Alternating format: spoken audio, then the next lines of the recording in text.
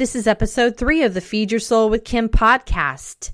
Today we talk about why and how diets have failed you. We look at how dieting is a mindset problem, the reasons why diets don't work, and strategies to end dieting. Let's get started.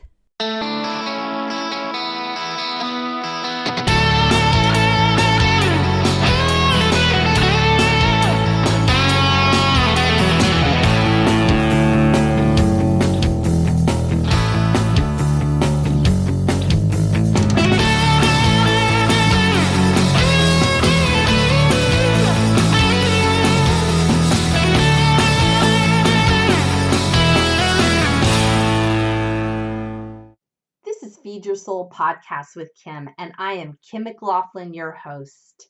I'm a licensed psychotherapist, inspirational coach, speaker, and best-selling author. I help people feed their soul by putting food in its proper place as nourishment and develop functional ways to nurture themselves. I'm so glad you joined me on this podcast today. We are going all in for a extraordinarily important topic, and I'm calling it Ditch the Diet. Those of you that have been on this podcast before know that I talk about intuitive eating and focusing on peace with food. One way to do that is to look at your relationship with dieting and how it has served you and how has it failed you. So I'm going to go right in. The time I'm filming this is in May, and it is getting to be swimsuit season. What I see is there are lots of articles about dieting and how to get thin for summer, how to be thin so you can wear your bathing suit, how to get in shape. This is the time of year when that shows up repeatedly, where we're wondering, how are we going to be that certain size in order to wear a bathing suit?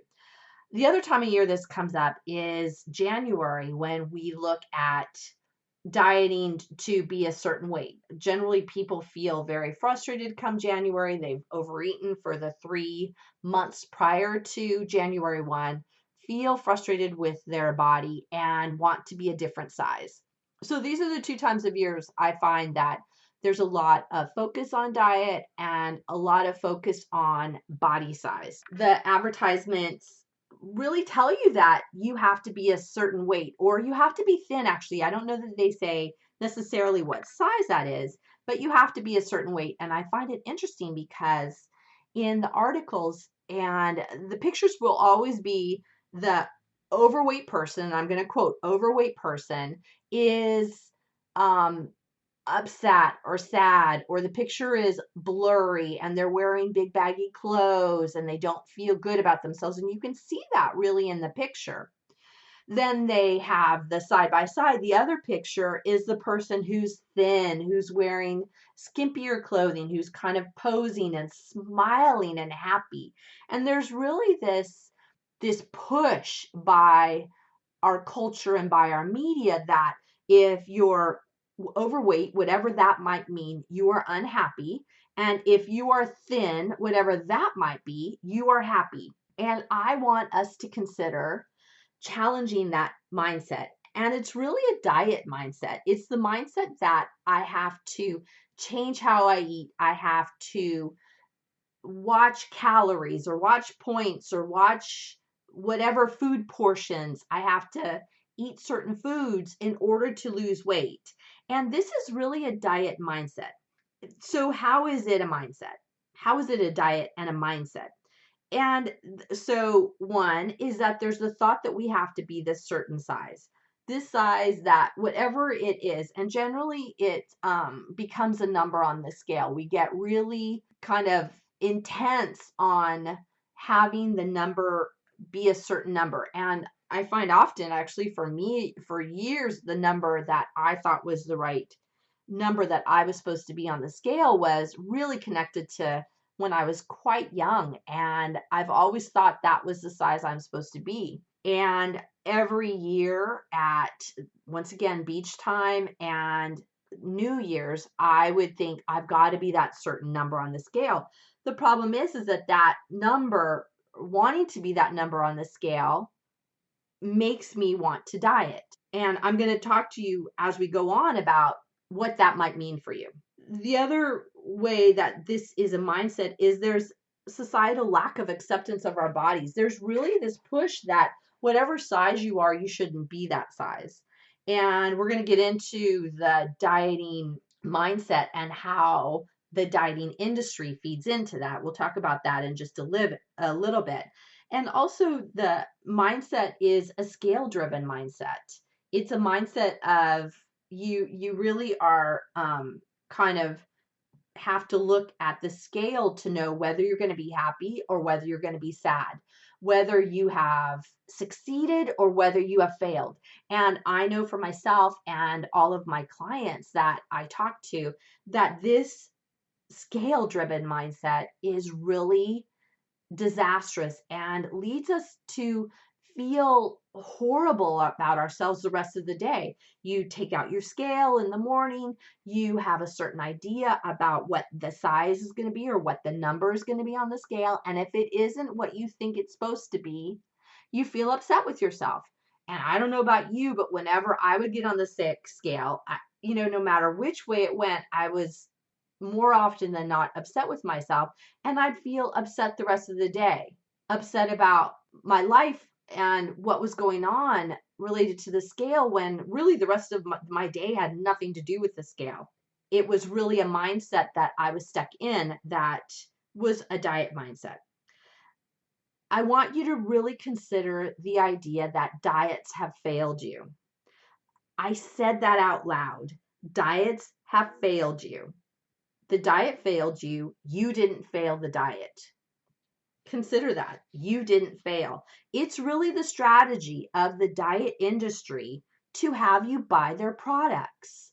They strategize how to have the advertisements, the articles, all the little advertisements on television where you see what you're supposed to look like. It's a $20 billion industry. The weight loss industry is $20 billion. They want to make their money and they want to find a way to do that. And I think they do it on the back of our good intentions and the fact that we don't feel good about ourselves. And I want you to consider that dieting industry has helped create us feeling bad about ourselves. The diet industry, weight loss industry includes books, programs, diet drugs, surgery, all the food that they sell. They have a reason to exist so that they can make money. And truthfully, think about it. When you don't reach whatever size it is you think you're supposed to reach, they make more money because they make you feel bad and make you want to buy again. I remember there's this one weight loss company that I don't know how many times I reinstituted the program. I went to it again and again and again. I paid them hundreds, if not thousands of dollars to be in their program, along probably thousands and thousands because I bought their food too. And it never worked long term. So think about it. The diet industry wouldn't be making so much money if it worked. If it really worked, we wouldn't need to keep buying those weight loss programs. What statistics that I have read say that anywhere from 10 to 20% of people who go on a diet keep it off. So that means 80 to 90% of people who are on diets might lose weight, but ultimately they gain it back and then some. I think that is staggering. And I want you to wonder, why do I keep going back to that? Why do I keep going to those diets when overall, if they were going to work, they would have already worked? I wouldn't have to keep going back. There are many reasons why diets don't work. The first reason why they don't work is that they focus on deprivation. You can only eat certain foods off of their list. You can only have certain combinations. You can't eat these other certain foods. You have these forbidden foods of what is totally off limits. And what I know with 100% certainty is that idea is of deprivation sets us up to want what we can't have. We want what we can't have. And so if you tell me, Kim, you can't have this certain food, I'll say, well, why not? I want to have it. I deserve to have it. You can't tell me no. And that's a lot of what happens for us, is that when we get into that deprivation, we then get into that rebel side that says, you can't tell me what to do. So when we have those forbidden foods, we feel compelled ultimately to eat them, not necessarily in the beginning, but over time, we feel compelled. Oh, I'll just have a little. Oh, it's Christmas time. It's my special food. Oh, I'm feeling bad. I can have that. It's my birthday. I can have it. And what happens is that mindset is a spiral into feeling bad about ourselves, feeling bad that we ate the foods that we're not supposed to. We ate those forbidden foods. The other thing that happens is that we feel like we can't control ourselves. We feel like we can't stop. And that feels horrible.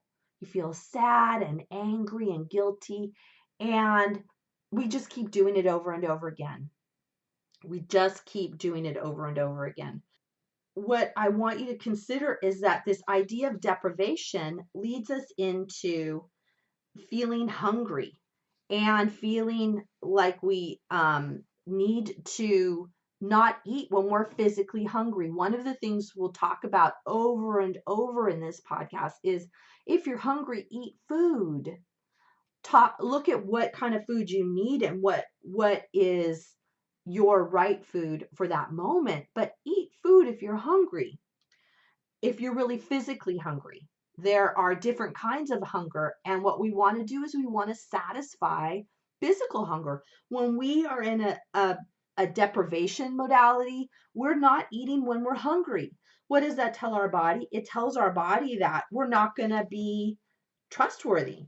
We're not going to be we're not going to be trustworthy to feed ourselves when we're hungry. So I want you to consider, when you're hungry, eat food.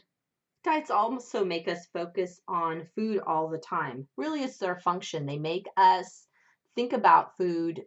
We write it down. We have to monitor it. We have to measure it. We have to make sure we have the right foods and not the wrong foods in the house. It's really the function of a diet to make us think about it all the time. And what we want to do, what I want to help you do, is look at your eating intuitively. And what does my body need? What is my body asking for? And do that.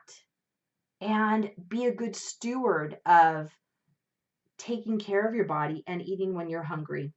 Another thing diets do is they lead us to think about good versus bad foods. Good foods are the ones you're supposed to have. Bad foods are the ones you're not supposed to have. Bad foods are the ones you're supposed to deprive yourself of.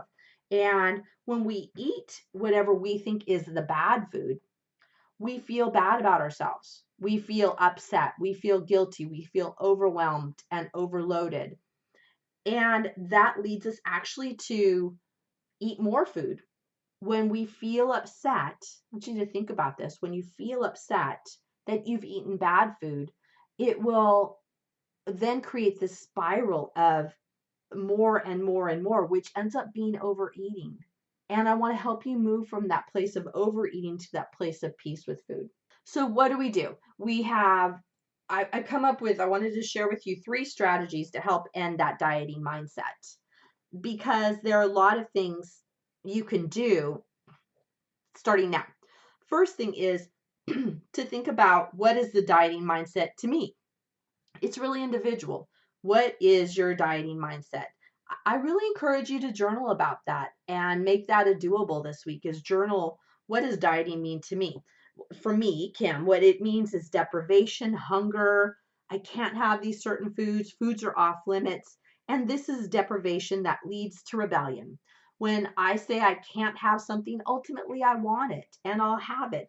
When I say I can have food if I want to or not, and I check in and notice if I'm hungry, then it's a whole different ballgame. I'm eating intuitively. I'm really in touch with what my body needs and wants. Diets also, when you want to look at dieting, what does it mean for you, is also notice that diets can be disguised as healthy eating. And I want you to wonder if it's healthy, if it's truly healthy eating or not, is to ask yourself, do I feel deprived? Do I feel restricted? Does this eating plan lead me to think constantly about food? If it does, then I would reconsider it. I would totally reconsider it. I want you to think about how diets can lead to guilt, because guilt is that other part of what dieting has in it. So think about a circle. At the top of the circle is dieting, which is deprivation. Go around the circle. What dieting leads to is binging. We've already been talking about that. Then what binging leads to is guilt, is the feeling of guilt. And guilt then leads us back to dieting. It is a whole cycle that we go through that is, it leads you to overeat, feel bad about yourself, and feel out of control in your life. The other strategy to help you stop dieting is to look at whether you're focused on your weight. Are you weighing every day? Are you weighing multiple times a day? Are you looking at how much you've lost? Generally, we'll think then that there is never enough. That whatever weight we've lost or wherever our body is at, it's never enough, never good enough. I encourage you to let go of the focus of food and weight. I encourage you to focus on how you feel in your body rather than focusing on your weight and focusing on getting on that scale. Connect back to your body and connect into self-love. These are things that and topics that we'll be talking about each week on this podcast. So look for more podcasts that we have on self-love, body shaming, and moving out of body shaming. But one strategy to help you stop dieting is to look at whether you're focused on your weight and let go of that focus. Third strategy to help you stop dieting is to eat intuitively. Start connecting with your body, having mindful eating, using physical hunger as a starting spot to eating, and let real hunger be what moves you forward and what moves you into eating each day. Literally what brings you to the table is feeling hungry, physical hunger. There are 4 types of hunger, and we're going to go over them another day. And today I just want you to focus on what is your physical hunger and connecting into your body, and what does your body feel like, and what is its need for hunger? What is its need for eating when you are truly and honestly hungry? I make it a point every time on this podcast to give you a doable at the end of the show. And today, a doable is really important because it gets you moving in the direction of intuitive eating and to focus off of dieting. And I know that that can be a scary topic, because if I talk to you about not dieting, what everybody tells me, Kim, if I don't diet, what am I supposed to do? And what I say to that is what we're supposed to do is eat when we're hungry and stop when we're full. And that's easier said than done. I know that. What I help people with is moving into what's called intuitive eating and focusing in on what's your body needs and what it's asking for. We used to know how to eat when we were kids. We used to know what our bodies needed when we were hungry and when we were full, and we would never allow ourselves to overeat because we'd stop. We were in contact with our body. This is the starting point for you to get back in contact with your body. One way to do that is to do this doable this week. And I encourage you to look back on your history of dieting and notice the pattern. I encourage you to journal. My history of dieting is, and go through every year you've been alive. What was the first time you started dieting? What diet was that? How did you feel when you dieted? How did you feel when you lost weight? How did you feel when you gained weight? What were the patterns around dieting? Who was suggesting that you should diet? Who was telling you what food you should buy? Who was buying the food for you? And how old were you at every point in time? How many diets have you been on? How many diets have you repeated over and over again? And did they work? Then look at how it feels to review this history. Really get in touch with yourself And what is the feeling inside, noticing this history of dieting, and just notice the feeling. Lastly, the doable is writing down, how have diets failed you? How have they taken your money? How have they made a promise that they couldn't keep? And how is it they've got you far off track? What we tend to do is we blame ourselves and we don't blame the diet. We say we're the one at fault. We're the one who's wrong. We're the one who's bad. When really what it is the diet failed you. That dieting mindset, that deprivation fails you every time. It might not be today. It might be a year or two from now, but it always happens. Look back at the history and see how diets have failed you. And what I want you to do is, as you look at that, is have compassion for yourself, compassion for the part of you that did this with all good intents, because that's what we're supposed to do. That's what we've been told, is we're supposed to diet. I want you to hug yourself and say, I'm okay. I did the best that I could, and now I'm willing to look at it differently. I'm willing to look at food differently. I'm willing to look at diet differently, and I'm willing to look at my life differently and put it all in balance.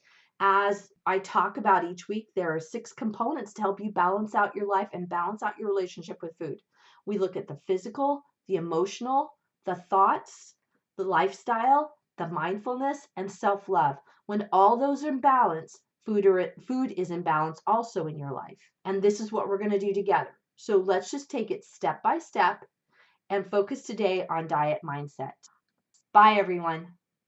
Thank you for joining us on the Feed Your Soul with Kim podcast. We come to you every Monday with fresh new ideas to help you end emotional eating and put food in its proper place as nourishment. Please be sure to subscribe to this podcast and review it and let us know what you think. Thank you for joining us.